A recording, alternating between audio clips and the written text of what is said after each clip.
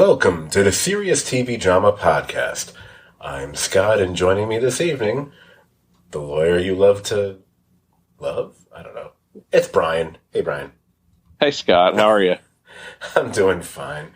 It's funny between this and dark. I'm really giving no thought whatsoever to the introductions to our podcast lately. But we are here to talk about the latest episode of Perry Mason, Chapter 3. Right?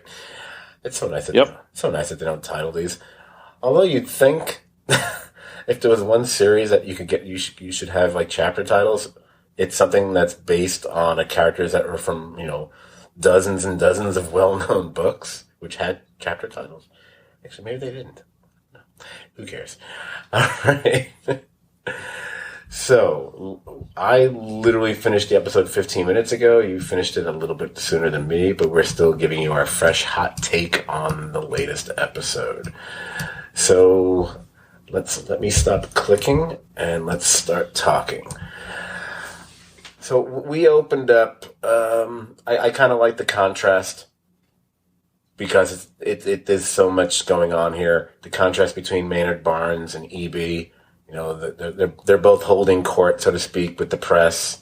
Obviously, Maynard's doing the more official, big, giant press conference, with the police and, just a little bit of sleaze rubbed in there as well, while E.B.'s holding court in a barber shop, which my first thought when you see someone holding court for at least certain generations, when I see someone holding court in a barber shop in the 1930s, my first thought is, wait, is this Al Capone in The Untouchables or something? Right. But the one thing I kind of liked, I liked all of it, of course. And maybe it was a bellwether of other details and things to come throughout the episode. And I think we might have even mentioned this in the previous episode. I'm not sure, podcast. The moment when it's clear that E.B. had rehearsed all of this and his memory kind of falters a little bit and Della kind of helps him out, I thought that was the most interesting and telling detail in the whole sequence. Yeah, you see in the montage of him getting ready, too, you see specks of blood in the thing. Right. Later on, yeah, right. Right. But what you see is, I think, and I think we talked about it as worrying that the cracks, in E.B. are starting to show. I mean, he still has some game, and he has the attention of the press, but you start to see that the people around him, he relies upon them very strongly, and Della and Perry, he shows frustration at both of them in this episode because as he's faltering and he feels the case slipping through his fingers, he's becoming increasingly, I don't want to say mad. He's not really mad. I think it's just lashing out at the feeling like he's losing control. I would go with mad. I mean, I'll slip out of I'll get out of my chronological comfort zone with the episode and just concentrate on everything like you just did, and then piece it together with what we've seen in the previous episodes, and just nutshell it this way. Ooh, that was so nicely said. Wow. Look, the setup initially with E.B. is, he's a man of stature. He's got some gravitas. He's known Perry for quite some time, known his family.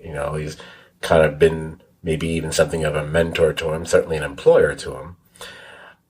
But all that said, once we get past the initial hiring of E.B. for the case, and maybe the early interactions between E.B. and the Dodsons, or the first one perhaps even, I'm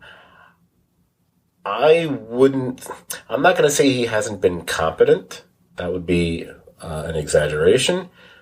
Let's just say things have not gone E.B.'s way at any point since. And obviously some of it is due to the vagaries of the case, or whatever. But a lot of it is he's just caught unawares. He is at times not quite as up on his game. He it's funny how both he and Barnes, who are, in opposition to each other, both have a considerable amount of bluster to them. They've got their egos going full tilt, perhaps more than any other characters on the show, who aren't affiliated with the church, maybe. But unfortunately for EB, he keeps being, figuratively caught with his pants down throughout, these last couple episodes.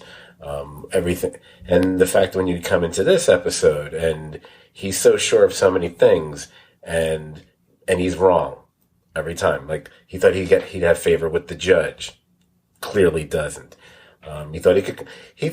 The fact that he thought he could control the scenario with the Dodsons, who you had to anticipate were going to have issues with each other, considering what has just been revealed. And that kind of doesn't really work very well for him. And his very client herself is so out of it and in such a state of mind that she would actually even say guilty initially, in clear earshot of any number of people in the courtroom before she officially pleads not guilty. So it's not, the only surprise of him being fired is the fact that we're watching a television miniseries that's 8 episodes, and maybe we're surprised that the person we thought was going to be leading the legal case is fired in the 3rd episode. But other than that, it's not that big a surprise he'd be fired. Although the reason why he's actually fired might have nothing to do with his own, negligence, or more the fact that Bagley probably does not want to even help Mrs. Dodson anymore because he believes her to be guilty and, cheating on his illegitimate son and so on.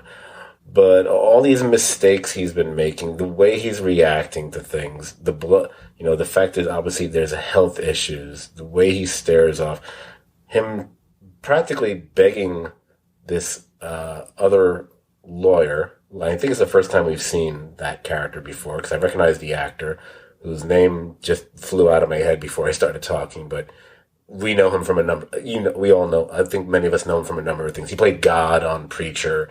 He was in the guy cheating on his wife in Rushmore and a bunch of other things. The fact that he's desperate enough to first be trying to get money from him to help bail out his client, or just get any help from someone else, and really no one's going to be giving him help. I started wondering, okay, if it wasn't for the fact that Perry Mason right now, at this point in time, seems like he's in full throes of being a hard-boiled private eye, I would think that, EB is going to die and Perry Mason's going to have to, come to the rescue as a lawyer. Even though, is it possible he has a license to practice law at this point? So I'm kind of curious about that. It's possible. It's possible he has maybe he has a license that he's not using, or maybe he had been disciplined and currently is suspended from the practice of law. Mm-hmm. We hear mention in EB's conversation with the gentleman at the club that, there was some weird stuff that about got both of them disbarred several years ago. Mm-hmm. They talk about that. I don't think the time frame's going to work for that. But to go back to a point you made, it is interesting in a lot of these type noir scenarios. You would expect to find out maybe the lawyer was hired by somebody because they would lose, mm-hmm. And with EB's problems, to hear him fired by Baggerly, Baggerly, if he just wanted the case to go away, as to his son, he may separate them. And that may still happen because we see Della head into the jail with a retainer agreement later in the episode for the wife. So, right. I'm curious, are we going to see another character introduced that will then be the lawyer for the husband? And maybe they separate that way. That's interesting. I hadn't thought of that. That's I would say it's at least possible. It's definitely a possibility. I'm thinking that Perry must have a license to practice law, and maybe something had happened, and either it might have been suspended at one point, or maybe he got disgusted with it and didn't want to practice, whatever. It's also based on the comments we heard him make. Was it like in the very first episode? When the way he was talking about it, the way another lawyer was practicing, it sounded like a lawyer critiquing another lawyer as opposed to just someone who's been in court before. Right.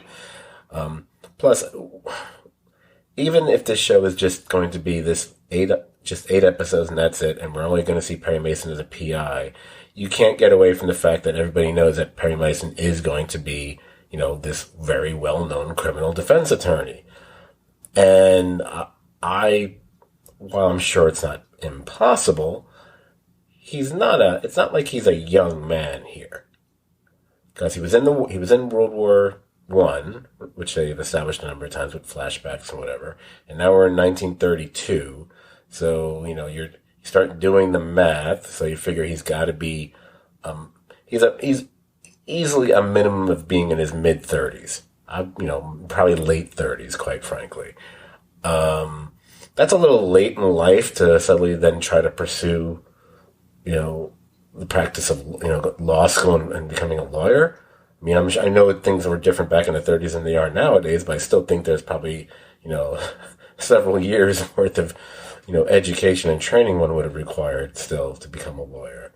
So, right. So I'm just saying from a practical idea that in fact, he's meeting Paul Drake now and those other things. I'm looking at the bigger picture as far as the origins of the character, that if they haven't slipped it in as a detail that I just clearly missed, which is very possible, I get a feeling even if he never does anything quote unquote, practicing law in this series, which might be a little over the top if they did go that route, quite frankly.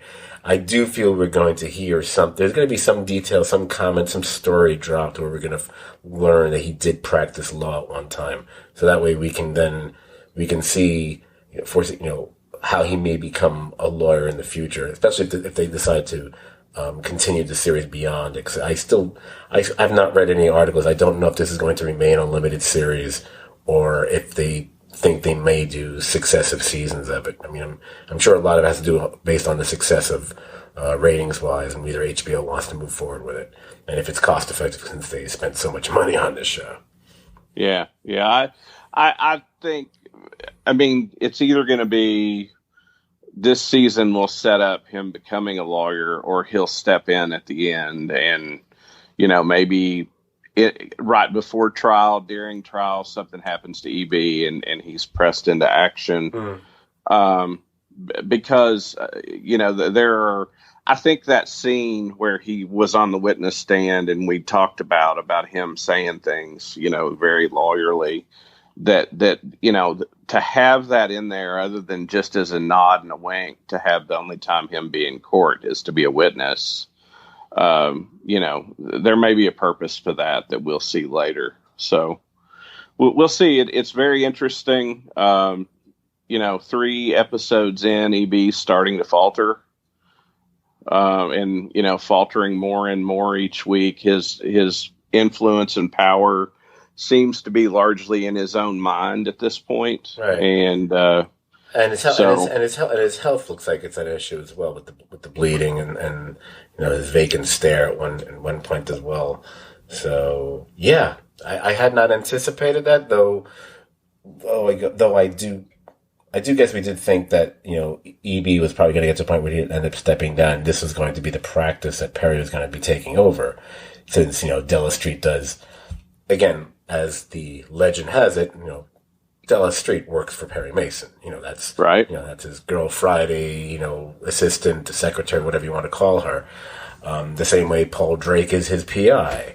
So, and we can, instead of, I can get out of the, scene by scene thing and just get right to, just certain aspects of the show like we've been doing previously anyway. The stuff between, Perry and those let's just like those principal characters, because I'm very intrigued whenever they have them play off each other on screen, because these are characters who whether it be the books or the TV show or whatever, have decades worth of interaction. So it's kind of fun seeing the early years, the early interactions, especially Paul Drake, because this is literally the first time they're meeting. And right. I'll give the show a lot of credit. I probably did not anticipate that was the way this was going to go down when the show started. I probably should have, because it's not that surprising once we see it unfold how they don't quite get along, and although there's a reason for why Officer Drake is acting the way he is, but and I'll admit it, and then I'm going to let you talk for a couple minutes. Maybe it's what's going on this year, especially the last couple months. There was something about hearing a certain word which kind of made me wince a little bit, and I was like, "Oh, yeah." I thought, and it was interesting to see, the black police officer beat up the white guy and say, "I can do this because of my badge." Yeah. You and I had talked about how strangely timely stuff seemed in this show anyway, and we sort of, I think in that conversation I found it very compelling, and this went forward and maybe in the vein of Watchmen, but certainly not in the way that Watchmen dedicated an entire episode to the character in that show.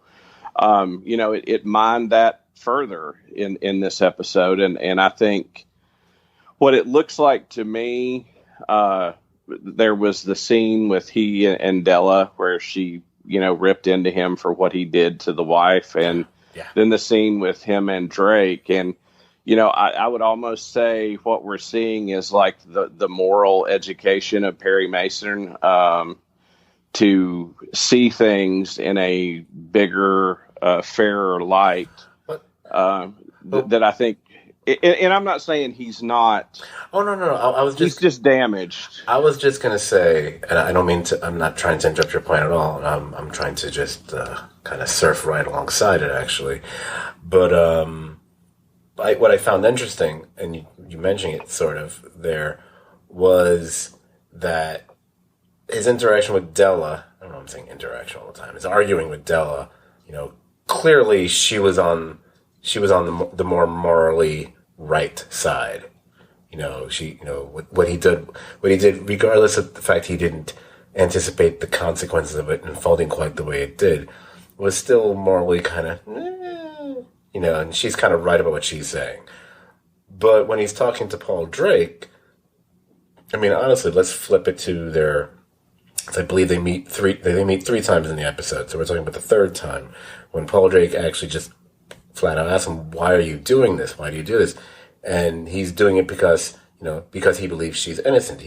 So you see what I'm saying? Like on one hand, so it's almost like we see both sides of Perry, because on one side he's kind of like, you do what you have to do to get your client out of it, and you figure it'll all work out in the end. And on the other hand, it's like, no, I'm doing what's right because I know the client is innocent, and it's more pure.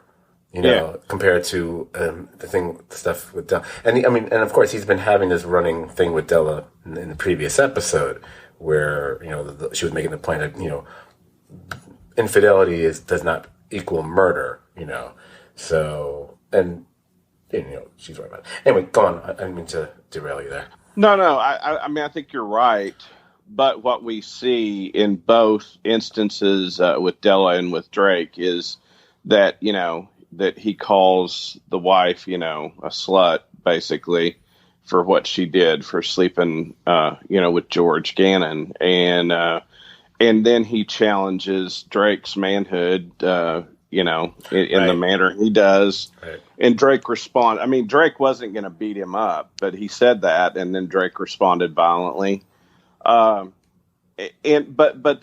thought what was really a nice twist on it was later when Drake talks to his wife and says, "This guy's just trying to do what he thinks is right, and I beat him up for it." That I do think, Drake knows there's something going on, but from Perry's perspective, to come up on Drake, he doesn't know Drake's situation, he doesn't know his world, and we see that really creepy scene at the fruit market, with the Tough and the wife. And, Drake's in a tough spot here. This is the 1930s. And, if he goes against his bosses, he's fired and probably worse. Yes.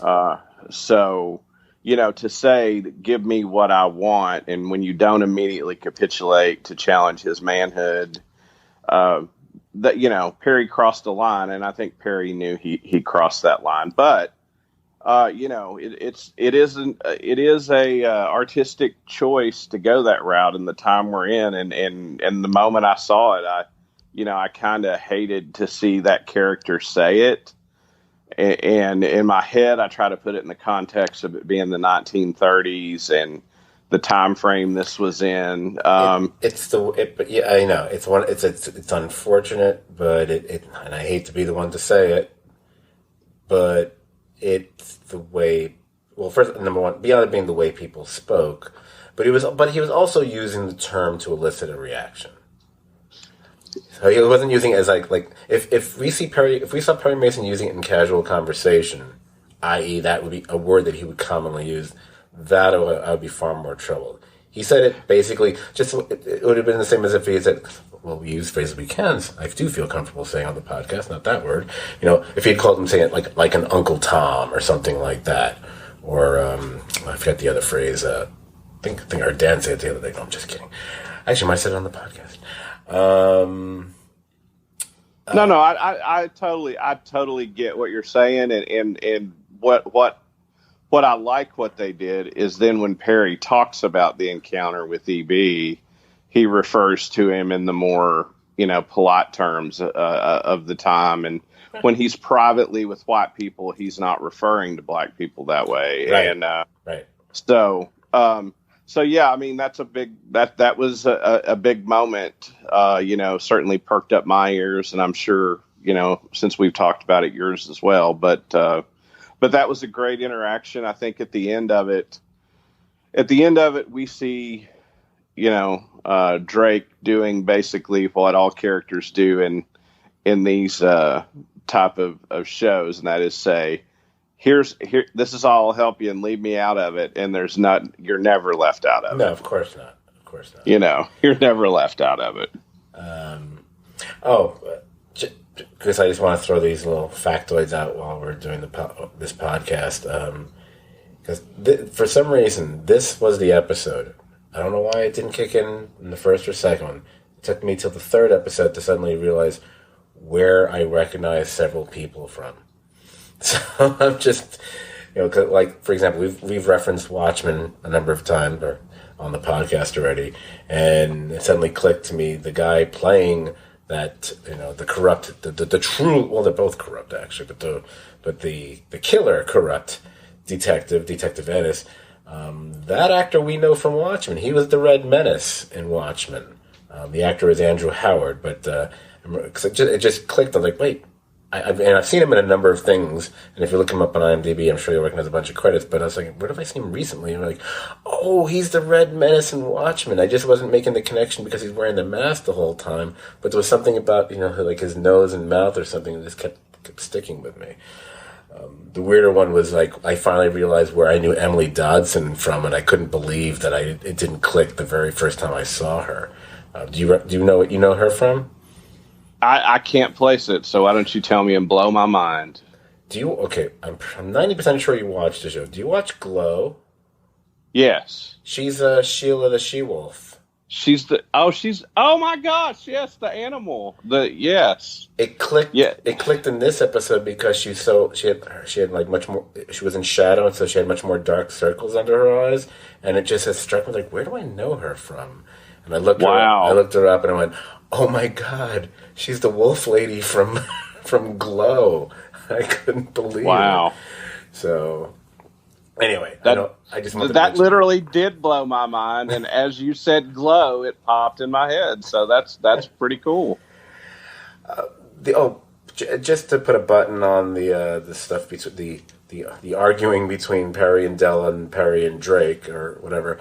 The other interesting thing about that, I thought, and it kind of goes right along with what you were saying. Perry having this situation with Drake, that's someone he doesn't know. So, like, saying what he said, let's see how far I can push this person to try to get what I want, you know. Della, on the other hand, he knows her full well. You know, and the fact that he's not, he shouldn't be surprised by the way she's reacting to what he's done. You know, because then it almost becomes just this is the way you view women kind of a thing. Right. Which again, unfortunately, 1930s probably is. So yeah, basically, the woman cheating on her husband is suddenly viewed in a much, much more negative fashion than when those genders are reversed. It's just, whereas a man cheating on a woman is pretty much commonplace. Oh, that's okay. We all do that. Look at Pete later on. When Pete was talking about getting blowjobs, was he talking about from his wife or just on the job? No, on the job. Okay, I was pretty sure about that, but for a moment there, I was like, oh, maybe his wife is just happy he's working, and so now she's blowing him. Like, no, that doesn't make sense. I think that's not what he's... Everything we know about this character and the fact that he's been referred to as a degenerate makes me think he's getting blowjobs on the job. I think he's a really good investigator and a really bad person, is what we're learning. I gotta say, we've commended him before on the podcast, but the roles that I'm familiar with Shea Wiggum from, it's the ones that come to mind immediately, obviously Boardwalk Empire first and foremost. That's probably his biggest featured role. He was also one of the more central characters in the first season or two of Agent Carter. I know I've seen him on other things. I just don't feel like listing them all, whatever.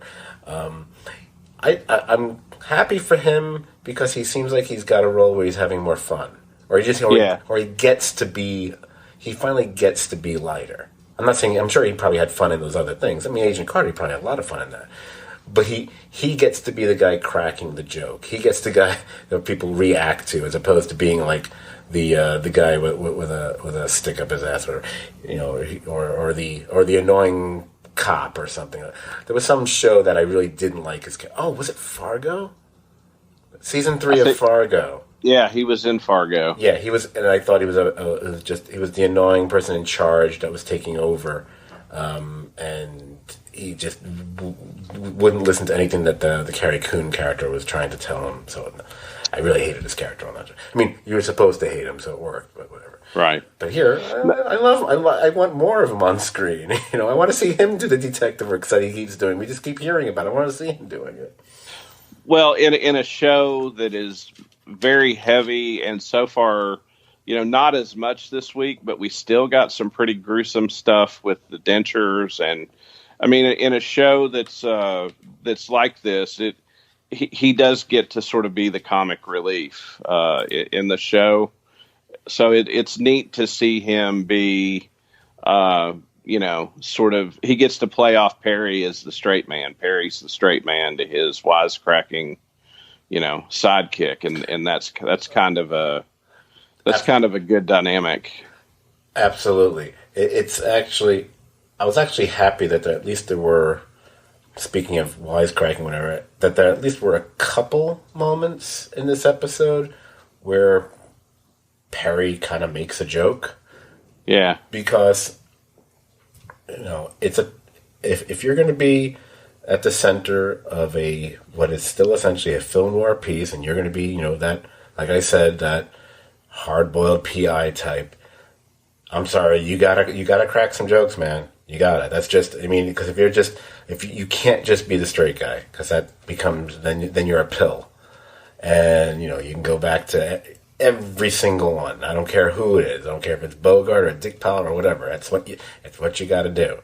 And the line he uses when he's at the meeting with the church board. Yeah. about the plugging the holes, whatever. And I love that Sister Alice actually was the only one to kind of react positively to it, whereas everyone else was aghast.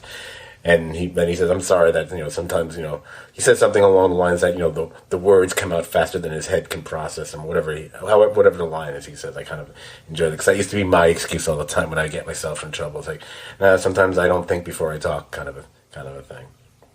Yeah, that was a good scene. And, he has he's starting to develop that sort of sarcastic comic repartee that you expect in a film noir. And I liked the line too. It wasn't funny, but I liked the line in that scene where they're talking about God, and he says, I God left me in France, or I lost God in France.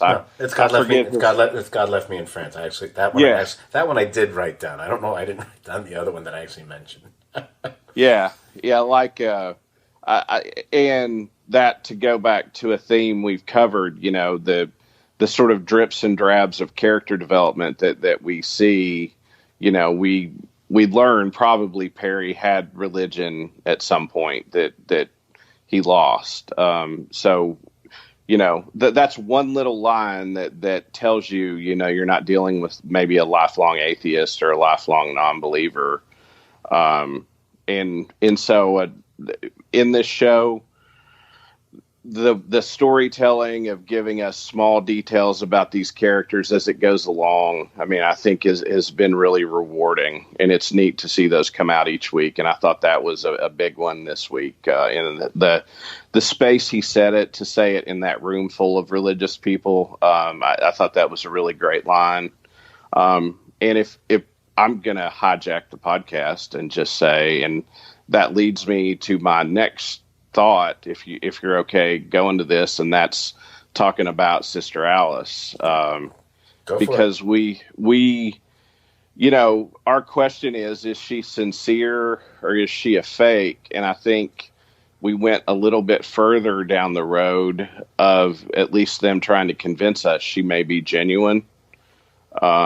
This week, as misguided as she may seem, it was I thought I didn't see it coming that she would go to the jail to meet with the wife and stand up for the wife to her mom. And we see the board of directors of the church getting upset, the sort of don't get involved in a controversy that could hurt the church, go out and speak out about these things. So I thought I'm really interested where they're going with her character. What is her role going to be in this? Because this being the third episode, a lot of development on her character it'll be interesting to see where she goes.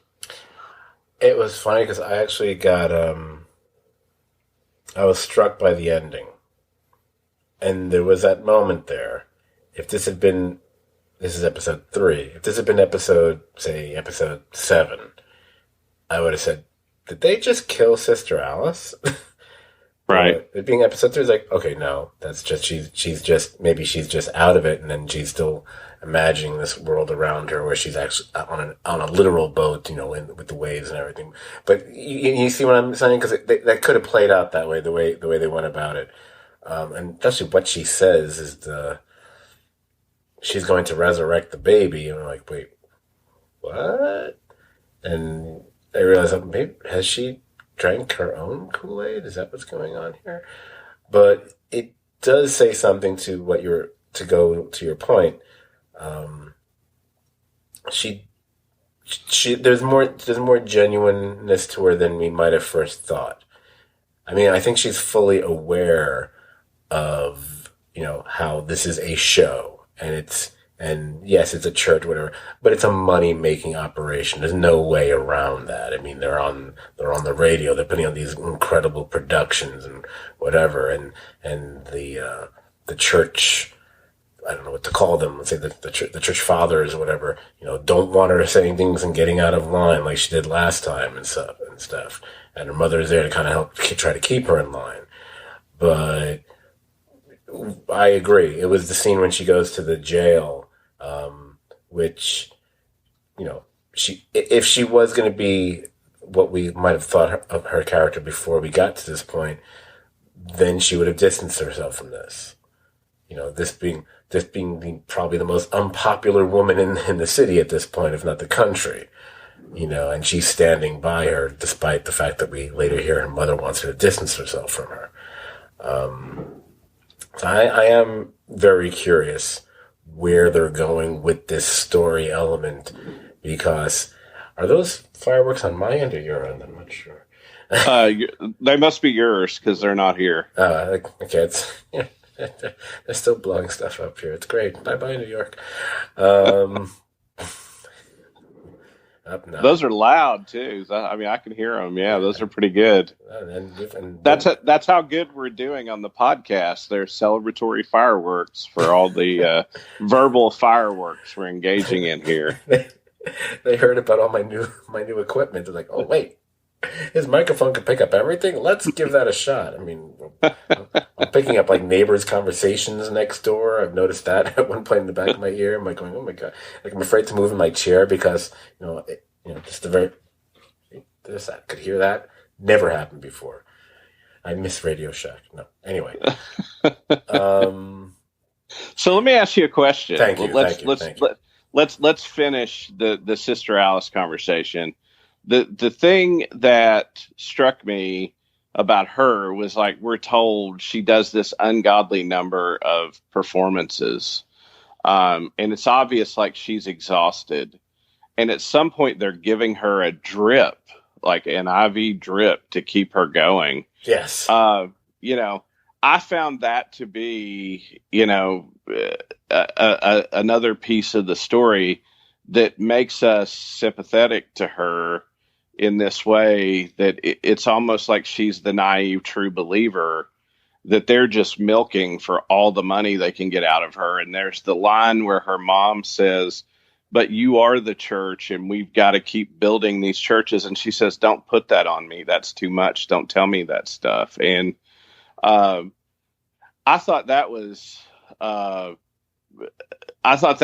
to me made me more sympathetic to her in a way that I didn't expect to see this soon in this story. I expected her to remain a mystery longer.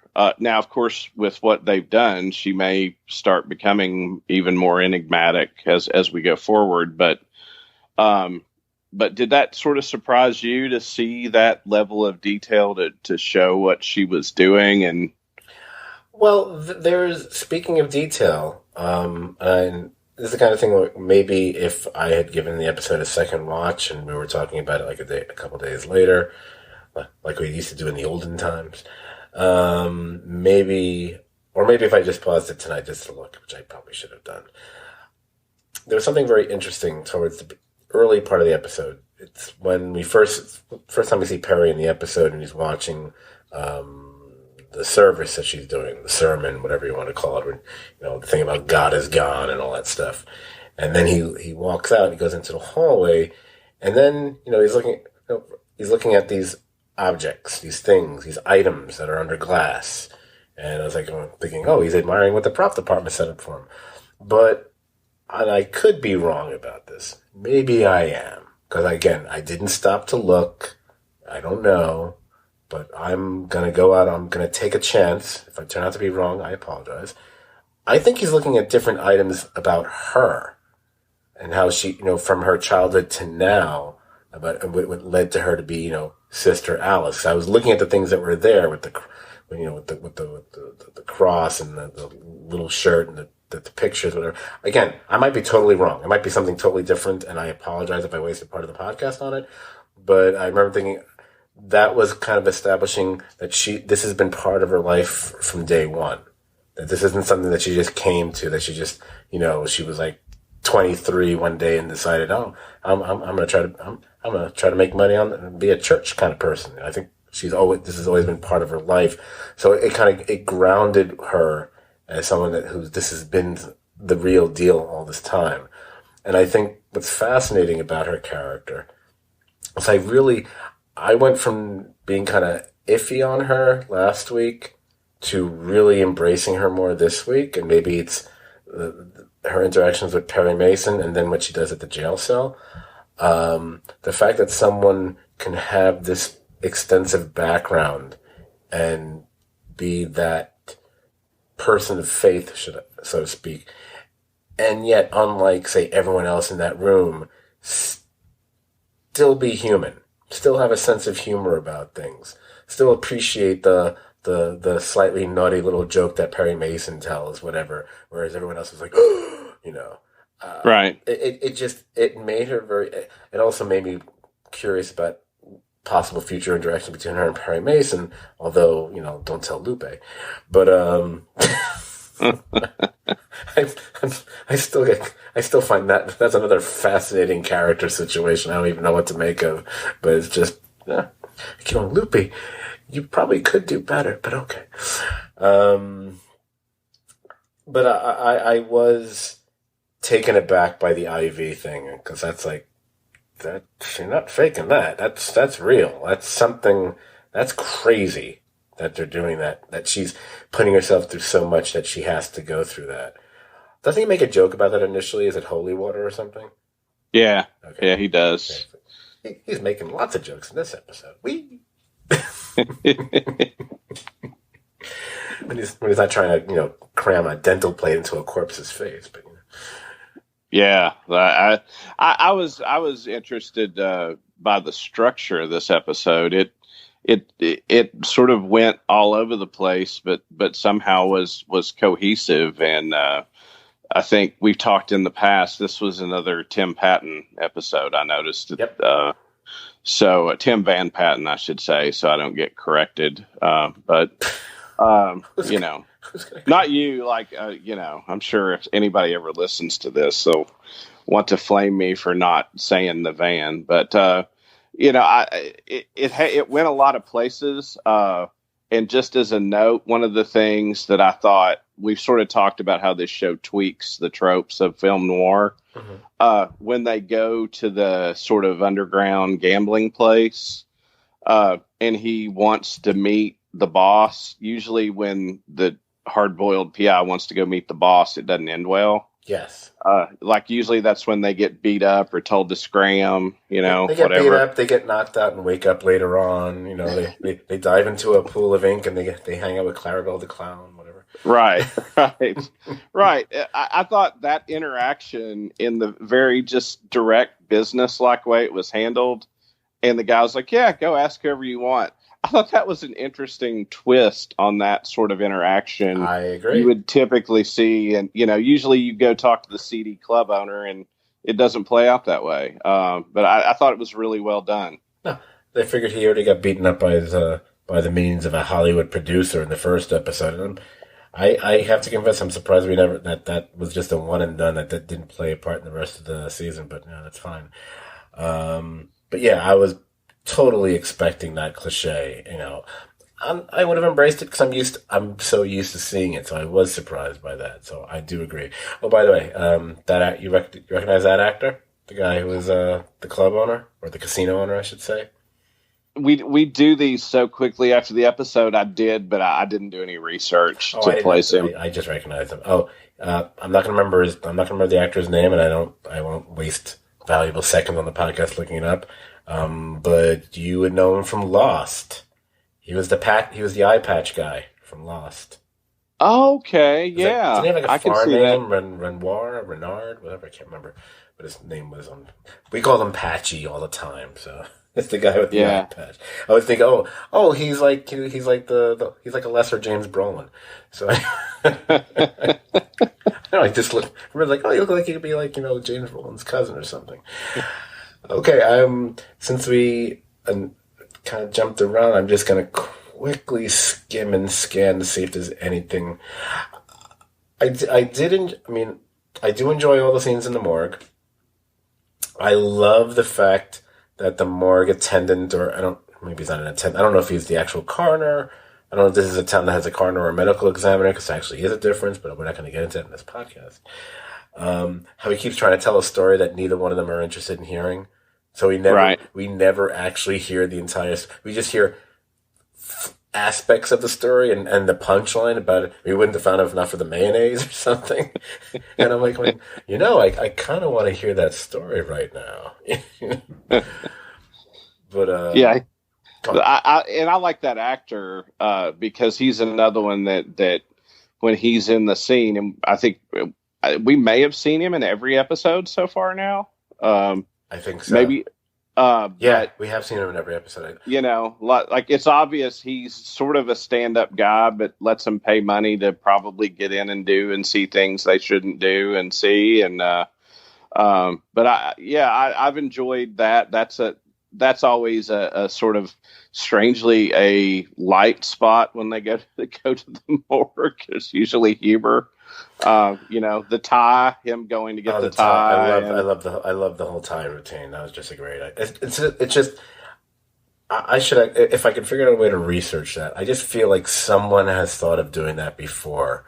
That has to have been done before. There's no way they were the first people to come up with that idea. It's such a great idea. I also like the contrast because we knew once they mentioned that George Gannon's body went to the other morgue, the county morgue, because it was over city lines or whatever, that they were going to have to go there. And my expectation would have been they were going to have to deal with a totally different kind of a guy and have to convince him to let him see them and go through that whole rigmarole. They totally skipped all that or cut through all that. Instead, they're creeping around this other morgue in the middle of the night trying to find the body. And I wasn't expecting that scene to play out that way.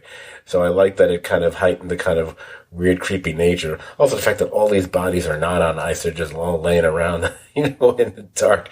Kind of tells you, that's the 1930s. Huh? That's the way they did things back then. Or also maybe 2020 with COVID. No, I shouldn't say that. But anyway. Well, throughout that whole scene, there's the interesting contrast between Perry and Shea Whigham's character, that Perry is fine and Shea Whigham's character is increasingly bothered by being in the morgue, by being around the bodies, and just is totally uncomfortable there. But Perry is, okay with it. Well, perhaps as we've seen, Perry's more used to seeing dead bodies all around them, so maybe exactly it bothers him less. I would say right now, off the top of my head, there's probably only two other things of note in the episode worth mentioning before we wrap it up here. But there are two kind of major things, I would say. Let's take the one where we're not really quite sure where they're going to go with it, but it's kind of like, okay, let's see where that story thread goes. And that would be the thing between Baggerly and his son, Matthew Dodson. We referenced it briefly earlier, where obviously Baggerly had already fired E.B. and seems pretty convinced that, because this woman was stepping out on his son, never mind the fact he kind of ignored his son all this time, then she's probably, part of the whole scheme and had something to do with killing the baby. But it's the whole thing where he takes out the blueprint and he wants his son to help him build this town outside the city, 30 miles away, the city of, was it Gerard or Gilead? I think I wrote Gerard, but I don't know if that was. I think it was Gerard. Yeah, Gilead, that'd be too weird because of Handmaid's Tale. But and I was like going, wow, I didn't think that Gil Gerard had that big a fan club in the 19th. No, anyway. But do you think anyone's gonna get the Gil Gerard reference who listens to this podcast? I don't know. I would make a Twiggy joke, but if they don't get that, they wouldn't get the Gil Gerard. So anyone who heard Twiggy, they probably think you mean the model. Exactly. If you went bitty bitty bitty, no, Buck. God, and that was Mel Blanc, man.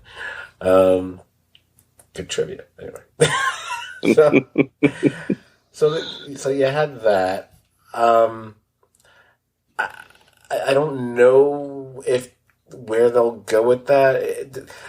You get these other things that don't seem to be specifically connected to the actual kidnapping murder thing. But part of me, because it's a film noir thing, it always seems like there's these other more elaborate conspiratorial situations that end up being kind of mushed together and interconnected, and that's why, one thing leads to the other. I don't need to list all the examples of it, from everything from Chinatown to Who Framed Roger Rabbit. Right. So you kind of, because we were already kind of curious, we figured, okay, the church factors in because that's how we get to Baggerly and the money and whatever, and people would be aware of it that way. So that could simply be the church connection. This building a town thing, I don't know if that's going to play any part in the rest of this. I mean, they went to the trouble of showcasing it here, but I don't know. And I'm still waiting, because now we're 3 episodes in, so at least they're holding back on one mysterious aspect. I'm wondering at what point we're going to see who's really behind this. Because right now the only person is the cop, and we know the cop cannot possibly be the main guy. There's got to be he's got to be doing this at someone else's behest. So I'm just waiting for that, because that has to be the case, I'm thinking. Well, and we have the allusion to another person when the main goon goes to the Chinese store and goes into the back room, Right. and the woman says he's not happy about this. Right, yeah. And we don't know who that is. Now, could that be Baggerly? Maybe, but it's doubtful, but it could be. And so there is another thread that, I mean, it could be not related to that city. It could be, but that's what's impressed me about the writing in this show. Rather than be deliberate, things have proceeded quicker than I expected, and new paths have been opened in the writing so far. It's hard to believe we have all this done in 3 episodes. I mean, this show has been so rich that, a lot of shows would have taken 8 episodes to get all this out to a conclusion. And we're only 3 episodes in where we are now. So yeah, what they're doing, what I think they're doing well on the show, and where some shows have faltered at this.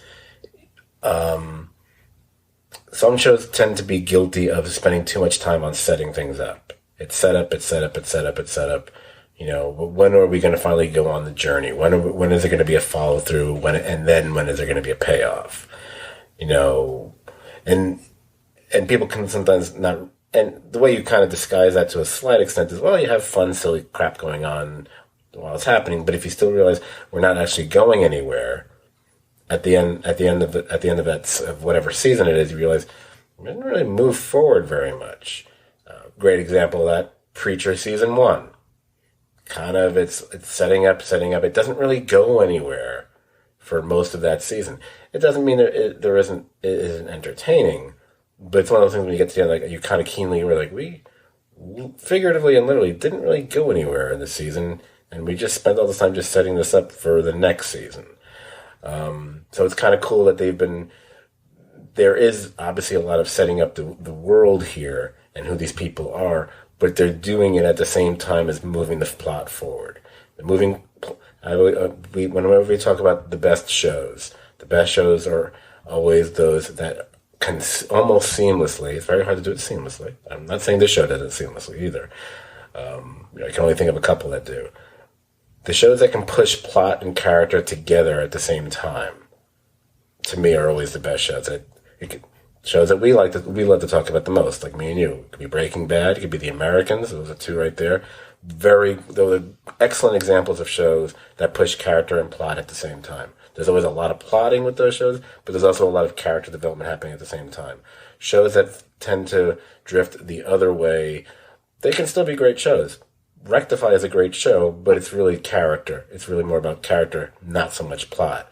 Mad Men's a little bit like that too. A little less on the plot, a little more on the character. But I think the best shows are the ones that kind of like handle it hand in hand. I'm not saying by the time this is all over, I'm going to say Perry Mason is one of the best shows. That's a bit much. But I am really enjoying it. And the fact that it's in the same vein as something like a Boardwalk Empire, but I think it's moving at a much brisker pace than Boardwalk Empire. Maybe it's because they know it's an 8-episode story and they want to just get the arc done. That's probably why. I am really enjoying it. So they're doing a good job so far, I think.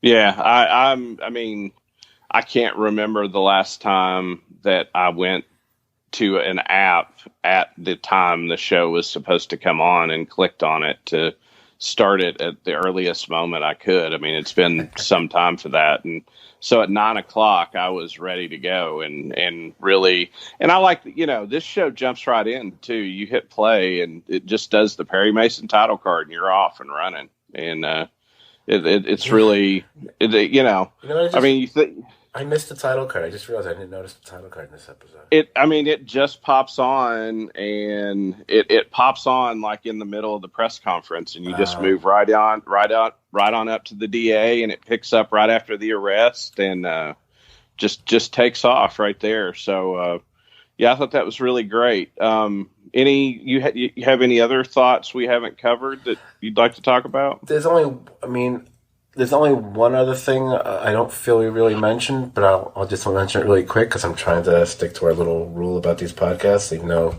kind of going over with Dark lately, but only by a few minutes. The one thing I don't think we mentioned is, Jesus Christ, the detective's freaking trying to slap a confession out of Emily Dodson at the end there. And Della kind of catching them, and I'm kind of wondering what's going to happen with that, if anything. Is she able to do anything with this? Is the judge going to listen, or is the system so corrupt it won't matter? And the fact that they were doing that at all was just kind of like, oh, Jesus. That to me was kind of like and also the fact that both detectives are doing it. So there's no even if the other guy might not be maybe has nothing to do with this whole, kidnapping, murder conspiracy, he's still not a good cop.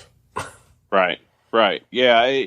I mean, the thing about that whole scene that was remarkable was the language that Della used was accurate, that, she wasn't supposed to be unsupervised, that she could call the judge and they'd be in trouble. It was a court order that happened. I mean, Della also is well versed in the law. We're learning that.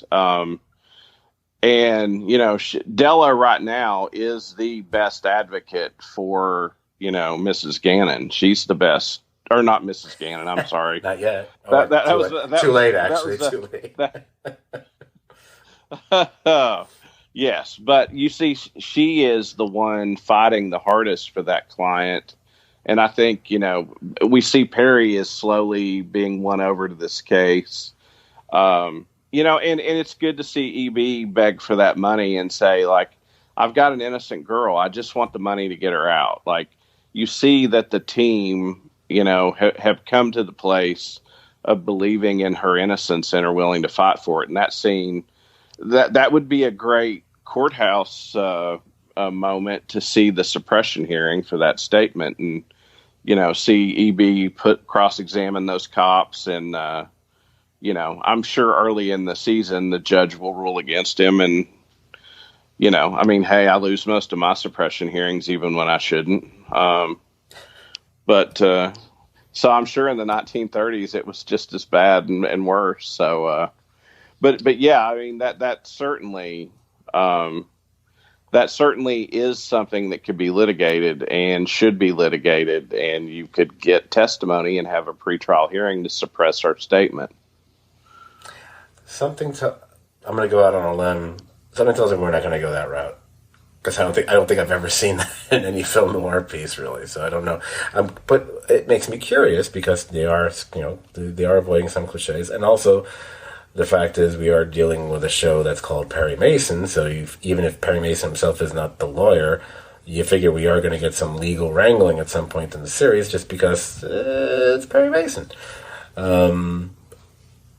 It's one of those, I am very intrigued by how they will eventually resolve this. And also, will they, if there is a courtroom scene. Now, obviously, if Perry's not the one at the bar, they probably wouldn't bother doing this anyway. But if some crazy situation was to happen, and I don't think it will, because I just think it would just be a bit too far-fetched in the confines of the story that we're watching. But if somehow Perry somehow had to take on the role of being a lawyer, what's the one thing that people remember Perry Mason for? It's famous or infamous, if you want to look at it that way, for doing more than any other legal drama ever. I mean, you can take your Matlocks or whatever. Perry Mason was the one that was the pioneer in doing this. Do you know what I'm talking about before I say it? You must know. You know what I'm talking about. Is this the gotcha moment on the witness stand? Yes. because the reason I say that is in my legal career, I've had like 2 of them out of hundreds of trials where a witness suddenly says something so amazing that you had no idea they were going to say. That we jokingly, lawyers sometimes call that like your Perry Mason moment or your Matlock moment, where the case turns on one witness on some amazing piece of cross-examination. Right. Yeah. Generally speaking, you don't get your Colonel Nathan Jessup moment when you're a lawyer. It'll be a cool feather in your cap you'll be telling your grandchildren about one day, but it doesn't typically happen. Not like that. Of course, if you had Jack Nicholson on stand, I guess you would be telling it. Exactly. See, I got away from Perry Mason and Matlock. I went to the best scene. Anyway. That is all I got, and we just skipped past the hour mark, so I am ready to adjourn this case until our next episode. Oh, God help me. I think we've covered it pretty well. Loving the show, enjoy the podcast, and look forward to next week. I'm the same, and the fact that I'm now. I love the fact that I sandwiched watching Perry Mason between recording two different podcasts, because me and Dan recorded one of our dark podcasts, and we finished with that a couple minutes after 9. So I'm not kidding. I went from recording the podcast, sending him the file, going to the other room. Oh, it's 9:13. I got to put on Perry Mason. Thank you, DVR. And that's what I was telling him. I'm running late because I had to start it late and taking notes. And it's like, 5 minutes later. Oh, let's record again. This is supposed to be my day off. Anyway. If after that pathetic sob story, if you guys enjoy this podcast, you'll probably enjoy hanging out on our podcast page. It's the Serious TV Drama Podcast page. Like the page and join the conversation about shows like Perry Mason, like Dark, and of course Better Call Saul and so many others. You can find our website page, or whatever the heck you call it, stvdpodcast.podbean.com. It's spelled just the way you think it is, and that's where you can find. As of this podcast, it'll be 258 episodes of the Serious TV Drama Podcast. There's actually even a few good ones in there. You can also just follow us. Oh, did I say iTunes? Let's say iTunes. If you still have iTunes, go into iTunes. Subscribe to our feed, Serious TV Drama Podcast, where you can subscribe to our feed and rate and review us. Hey, by the way, I tried to see if we could get on Spotify, but Spotify, I'm concerned about the music licensing issues, and even though we don't do this for profit, so we don't got to worry about anyone coming after us, Spotify might not see it that way, so I don't think, until we get to a point where we're not using any musical clips on the podcast, and that might happen one day, we cannot join the Spotify ranks, unfortunately. But you can follow us on Twitter, STVD Podcast, STVD as in Serious TV Drama. That's it. Brian, I look forward to getting back together with you next Sunday for Chapter 4 of Perry Mason. And for all you guys out there, if you're listening just to the Perry Mason podcast, we'll see you next week. And if you're listening to Dark, congratulations. And you'll be hearing multiple podcasts probably during the course of the next week or so.